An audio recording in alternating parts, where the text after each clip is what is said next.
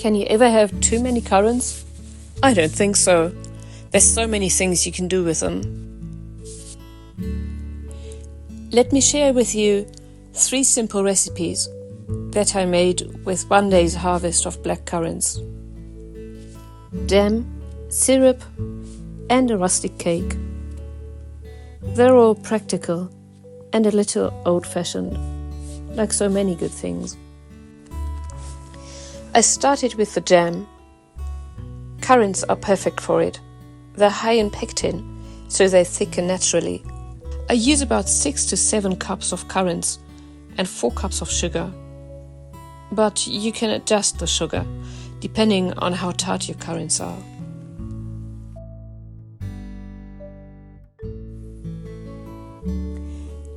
Let it come to a rolling boil and keep it there for about 10 minutes. Stir often. Jam burns quickly. You'll know it's ready when the bubbles look slower and heavier. It will thicken more as it cools. You can see that I reused old jars. It's safe to do that as long as the lids are in good shape. Currant syrup is even easier to make. All you need to do is bring the berries to a boil, simmer a little, strain and sweeten to taste. I keep both the berries or juice and the jars really hot. When I do it like this, there will be a vacuum, so the jam or syrup will keep for roughly a year. We use the syrup to prevent colds in wintertime. It's stirred into hot water or tea, and we add a little honey. But it's nice on pancakes as well. I had some fruit left in my bowl, so I decided to make a cake for next day's breakfast. I made a very simple batter, similar to a pound cake, but with more eggs and less sugar. This cake was made with freshly milled flour, but store-bought will be fine too. For this type of cake, I use a springform pan. That's the kind with a clip on the side, because the batter rises high and the sides need to hold it. If you don't have a springform pan, just use a deep round pan with high sides. Bake for 50 to 60 minutes at 350 grades or 180 centigrades until golden and firm in the center.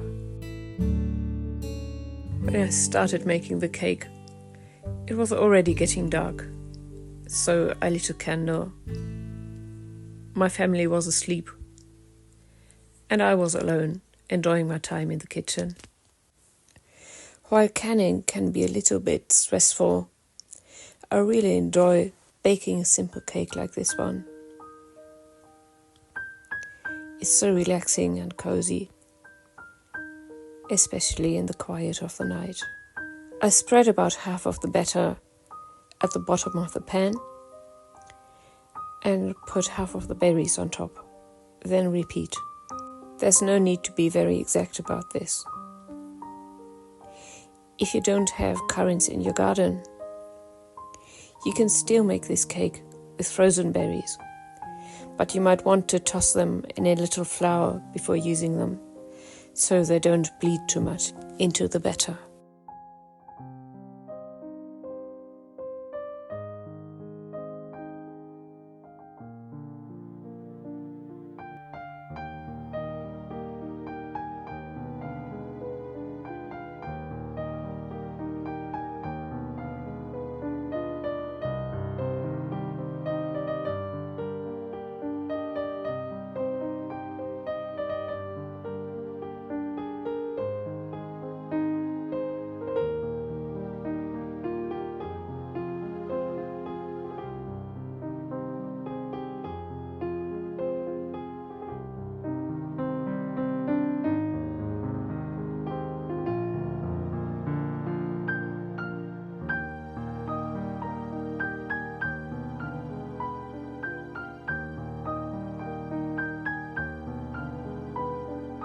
While the cake was in the oven, I cleaned what I had used and then went into the garden to enjoy the sweet smell of the evening primroses.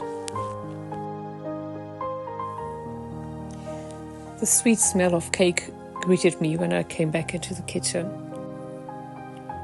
The scent of warm fruit, the candlelight, and the quiet house.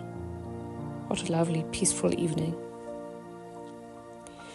I took the cake out of the pan and let it cool overnight. It was time to sleep. In the morning, the cake was firm, but soft and juicy inside.